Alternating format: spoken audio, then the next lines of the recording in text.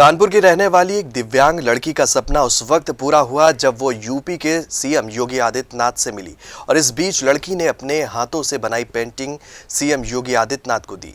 लड़की के साथ उसके माता पिता और उसका छोटा भाई भी मौजूद था। दरअसल 20 साल की मूक बधिर खुशी गुप्ता के दिल में बस एक सपना था, सीएम योगी आदित्यनाथ से मिलना। इसी चाह में वो अकेले ही पैदल 90 किलोमीटर चलकर लखनऊ पहुंच गई। रास्ते में प्यास लगी, पैरों में छाले पड़े, दर्द हुआ, लेकिन वो नहीं रुकी। 22 नवंबर को वो सीएम आवास के बाहर रोती मिली तो पुलिस उसे थाने ले गई। जब इसकी जानकारी मुख्यमंत्री योगी आदित्यनाथ तक पहुंची तो उन्होंने तुरंत उसे बुलाने के निर्देश दिए।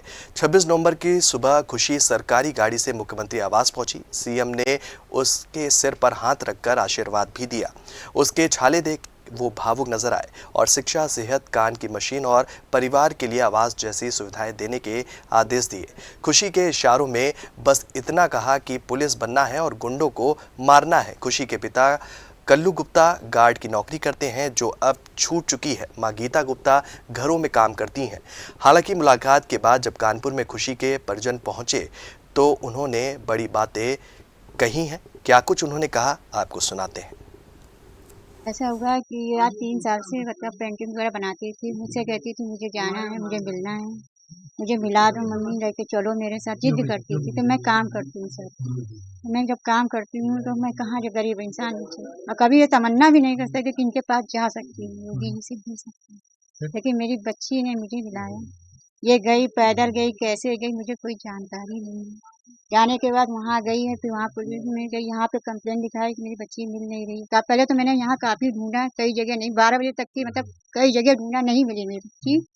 फिर ये मैंने यहाँ पे थाने में रिपोर्ट लिखवाई कि मेरी बच्ची लापता हो गई, मिल नहीं रही है मुझे। फिर मैंने और भी कोशिश करी ढूंढने, पुलिस वालों ने भी काफी ढूंढा उसे। 4:30 बजे कॉल आती है मेरे पास कि आपकी बेटी लखनऊ में है, थाने में, आप आ जाइए, ले जाइए, परेशान मत होइए, सुरक्षित है, अच्छी है बच्ची आपकी। तो हमने सर कैसे पहुंचे, तो उन्होंने बताया वो आई थी मिलने योगी जी से, मुलाकात उसकी नहीं हुई। फिर क्या हुआ? फिर उसके बाद उन्होंने बच्ची मुझे सही सलामत दे दी, मैं घर चली आई। उसके बाद फिर फोन आया कि आपको बुलाया है। जब योगी जी बुलाया है तो हम लोग गए हैं सुबह बच्ची को लेके मिलके। बच्ची मतलब मिलने के बाद बहुत अच्छा लगा मुझे उनसे। क्या कुछ योगी जी से बात हुई, क्या बच्ची से हुई, बच्ची मेरी देख के खुश हुई, कहने लगी, मतलब उसके अंदर एक अलग ही मतलब वो था कि हम मिले हैं। तो कह रही थी, ऐसे कह रही यहाँ मतलब मुझे मतलब यकीन ही ना कि हमको सामने मेरे बैठे हैं, मेरी बेटी मुझसे कह रही है।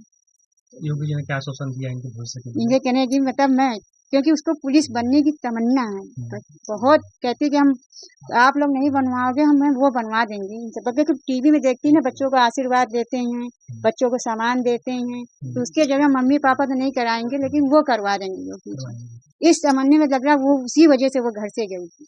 ये सर योगी जी से मिलने के लिए गए हुए थे वहाँ पे, तो तस्वीर बनाती थी योगी जी की।